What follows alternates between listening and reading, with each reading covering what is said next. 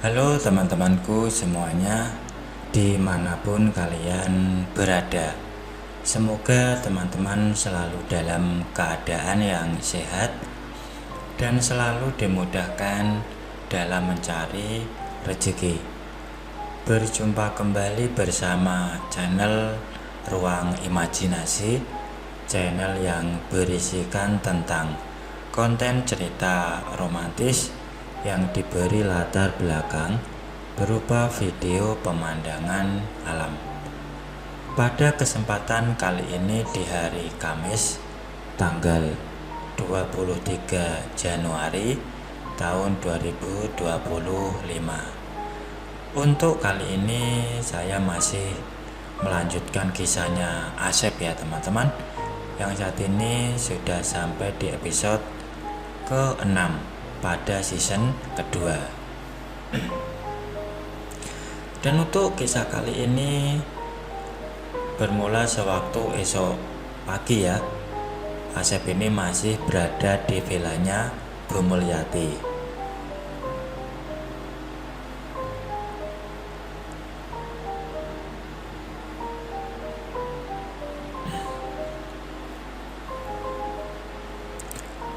Kemudian setelah ngobrol beberapa saat, Asep pun mengeluarkan HP-nya, lalu mencari foto-foto ibunya di HP.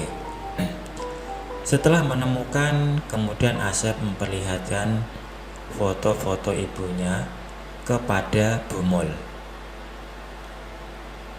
Dan Bu Mulyati pun memperhatikan foto itu dengan sorot serius.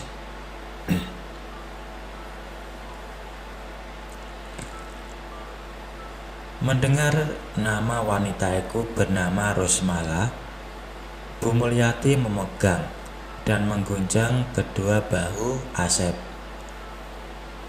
Dan Bu Mulyati mengatakan bahwasanya ibunya Asep itu adalah saudara kembar Bu Mul. Karena sejak baru lahir, Bu Mul itu diadopsi oleh pasangan suami istri yang tidak punya keturunan. Walaupun begitu, sebelum ibu angkatnya meninggal, masih sempat menjelaskan bahwa ia ini bukan anak kandungnya. Kemudian almarhum menjelaskan semuanya, bahwa Bu Mul ini anak Somantri dan ia punya saudara kembar bernama Rosmala. Namanya sendiri tadinya Rosmali, tapi kemudian diganti menjadi Mulyati.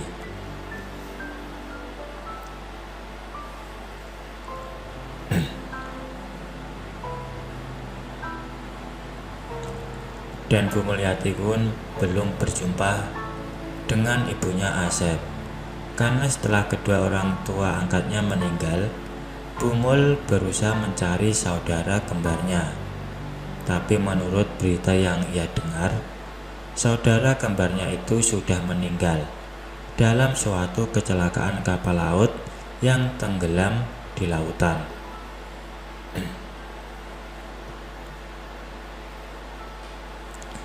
Kemudian Asep menjelaskan kenapa ayahnya menyebar peristiwa tewasnya ibu itu, karena ayahnya memergoki ibunya sedang berduaan dengan lelaki lain, sehingga pada saat itu juga ayahnya menjatuhkan talak 3 pada ibunya Asep. Semuanya ia jelaskan sampai akhirnya ibunya datang dan Asep beri rumah untuk tempat tinggalnya bersama Tante Lin.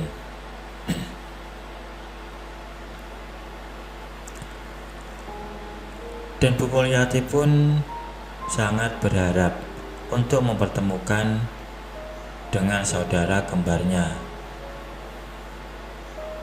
Asep pun dengan mudah mempertemukan mereka, tapi ia mohon kepada Bu Mulyati jangan menceritakan kepada ibunya Asep tentang profesinya, karena sampai saat ini Ibunya belum tahu profesi Asep yang sebenarnya.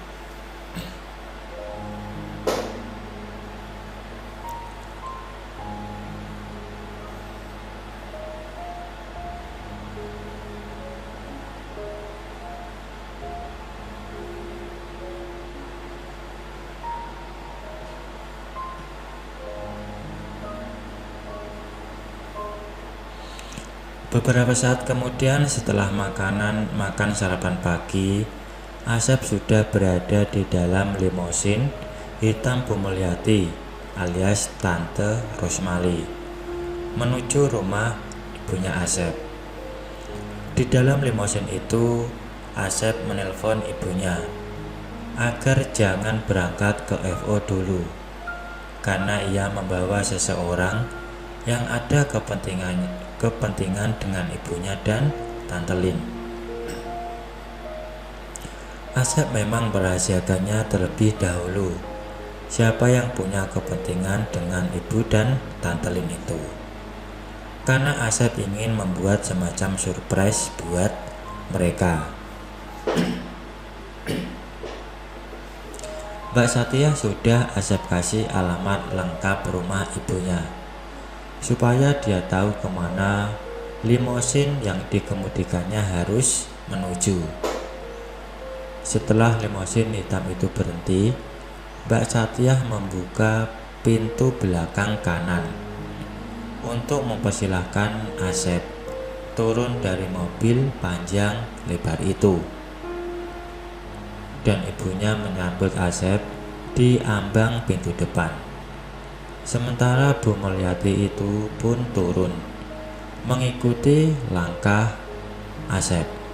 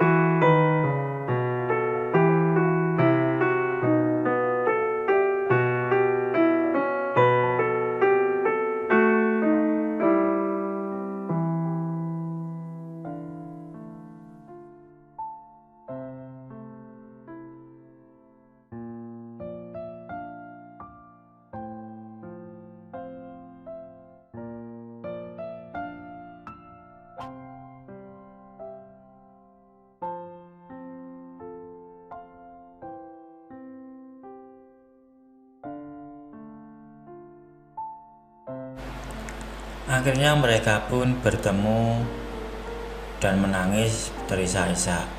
Jujur mata Asep sendiri basah menyaksikan detik-detik mengharukan tersebut. Lalu ibunya bercerita bahwa pernah mendengar dari ibunya atau nenek Asep tentang saudara kembarnya yang bernama Rosmali yang diadopsi oleh seorang pengusaha takjil bernama Pratomo. Pak Pratomo dan istrinya yang kata Tante Rosmali sudah meninggal dua-duanya memang tidak punya keturunan. Karena itu mereka mendesak kepada kedua orang tua ibu untuk memberikan salah satu dari anak kembar itu kepada mereka, dengan janji bahwa bayi itu akan mereka sayangi seperti kepada anak kandungnya sendiri. Pada saat itu, kehidupan kedua orang tua Ibu Asep masih baru belajar melangkah, masih hidup pas-pasan, sehingga permintaan Pak Pratomo dan istrinya itu disetujui. Tentu saja ada imbalan yang cukup besar dari pengusaha tajir itu untuk biaya membesarkan ibunya Asep. Kemudian bayi itu dibawa ke Hong Kong karena almarhum Pak Pratomo seorang pengusaha yang perusahaannya berbasis di Hong Kong dan tidak pernah ada komunikasi lagi dengan kedua orang tua ibunya Asep. Ibunya pun bercerita bahwa ketika masih remaja, ibunya pernah menceritakan semua itu, bahwa sebenarnya ibunya punya saudara kembar. Banyak lagi yang diceritakan oleh Ibu dan Bu Mulyati alias Tante Rosmali.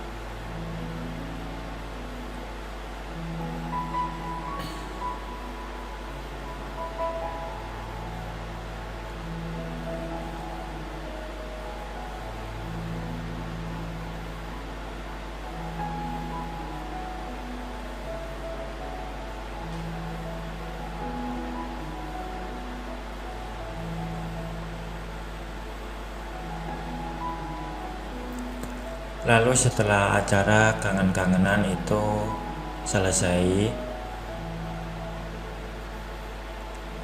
Tante Mali mau pulang dan Asep pun memberitahu Mbak Satya untuk menusukkan limosin hitam itu ke hotel Asep, sekaligus memberitahu bahwa di hotel nanti ia harus memasukkan limosin itu ke area parkir pribadi Asep. Tak lama kemudian, limosin itu berhenti di depan pintu kamar pribadi Asep. Memang menuju kamar pribadinya ada dua pintu.